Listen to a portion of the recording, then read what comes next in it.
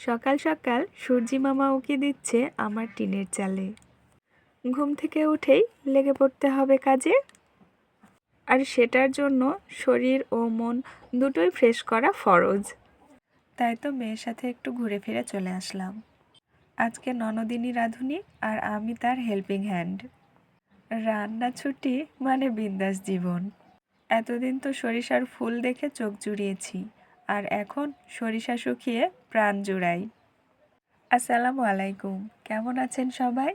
সকাল সকাল সব রকমের কাজ নিয়ে হাজির হয়ে গেছি আমি মৌসুমি। তবে আজকে কিন্তু আমার রান্না ছুটি। ননদিনী রান্না করবে ফ্রাইড রাইস, আর আমি হয়েছি তার হেল্পিং হ্যান্ড। এই জন্য গাজর, শিম আর দিয়েছি মটরশুঁটি, পেঁয়াজ, মরিচ, 2টা ডিম সব কিছু মিলিয়ে একসাথে কেটে কুটে রেখে দিয়েছি। আর এর মধ্যে আম্মু আবার পাঠিয়েছে বাসা থেকে অল্প কিছু বড়ই আর পুয়ের লাল লাল বিচি। তো আমি বড়ইগুলোকে একটা কুলোয় করে এগুলো রোদে দিব, মানে হালকা একটু শুকালে আচার করে দিব আর কি মেয়েকে। তো এই জন্য বড়ইগুলোকে আমি ঢেলে রাখলাম, আর আমার ননদ এই যে পুয়ের বিচিগুলোকে কেটে কেটে আলাদা করে রাখছিল, ওগুলো ফ্রিজে সংরক্ষণ করে রাখবো পরে কোনো একদিন রান্নার জন্য। মায়ের বাড়ির জিনিস মানেই অন্যরকম ভালোবাসা, সেটা অল্প হোক আর বেশি হোক, অনেক মমতায় ঘেরা, তাই না? যদিও আরও অনেকগুলো বড়ই ছিল, যেটা আমরা খেয়ে শেষ করে ফেলেছি অনেকে মিলে। তো এই অল্প কিছু বড়ই আমি আপাতত দিলাম রোদে, জানি না আর কতটুকু থাকবে। এইদিকে ননদিনী রান্না শুরু করে দিয়েছে। ফুটন্ত বলকোঠা পানিতে পোলাওয়ের চালগুলো ধুয়ে রাখা ছিল, সেটা দিয়ে দিয়েছি। অপেক্ষা করতে হবে ভালো মতো বলক আসা পর্যন্ত। ততক্ষণ পর্যন্ত হতে থাকুক। আর এইদিকে অন্য একটা পাতিলে বেশ কিছুটা তেল দিয়ে গরম হতে দেওয়া হয়েছে। আর এই যে চালটা কিন্তু ফুটে এসেছে, মানে 80% মতো ফুটে আসলেই হবে আর কি।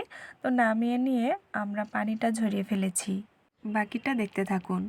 এই যে তেলের মধ্যে পেঁয়াজ আর দিয়েছি কাঁচামরিচ, সাথে তেজপাতা, গরম মশলা, এলাচ এগুলো কিন্তু দিয়ে দিয়েছি। আমার পাতিলটা অনেক বেশি বড় হওয়ায় তলের জিনিস ঠিকঠাক মতো দেখা যাচ্ছে না, এজন্য আমি দুঃখিত। তো এ পর্যায়ে আমি এর ভিতরে দিয়ে দিয়েছি গাজর, শিম আর পেঁয়াজ কুচি করে রাখা ছিল, মটরশুঁটি, এগুলো সবটা দিয়ে দিয়েছি। ননদিনী নাড়াচাড়া করছে।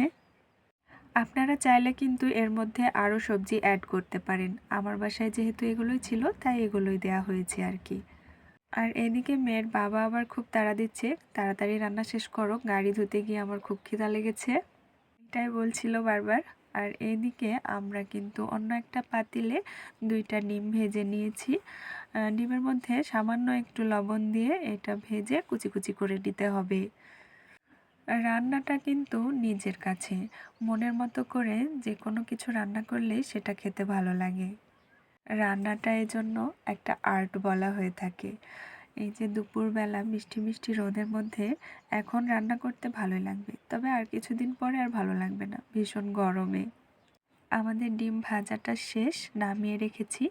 আর এই সবজিগুলোও সিদ্ধ হয়ে গেছে, ভাজা হয়ে গেছে ভালোভাবে। তো এর মধ্যে কিন্তু পোলাওগুলো দিয়ে দিচ্ছি। আর হুটহাট বাসায় এভাবে কিছু রান্না করলে মনে হয় যেন পিকনিক পিকনিক আমেজ চলে আসে বাসায়।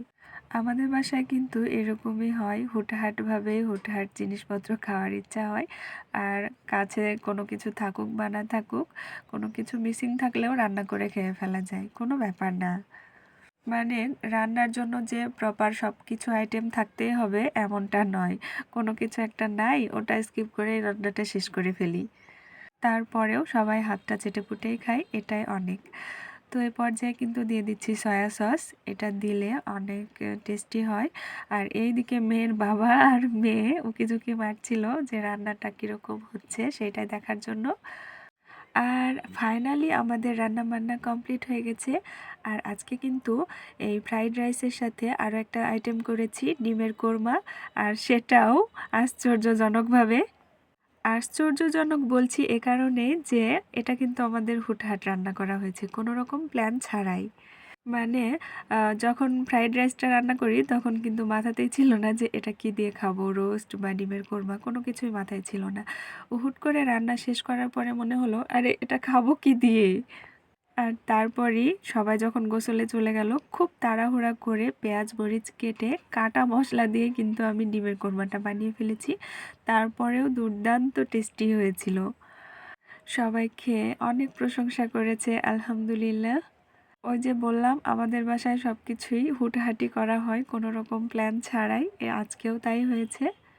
আপনারাও বাসায় বানিয়ে খাবেন, আশা করছি ভালো লাগবে।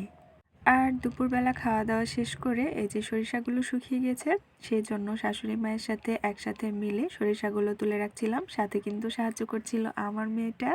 তো আজ এ পর্যন্তই, কাজ করতে করতে আমি বিদায় নিচ্ছি। সবাই ভালো থাকবেন, সুস্থ থাকবেন, দেখা হবে সামনের কোনো ভিডিওতে। আল্লাহ হাফেজ, আসসালামু আলাইকুম।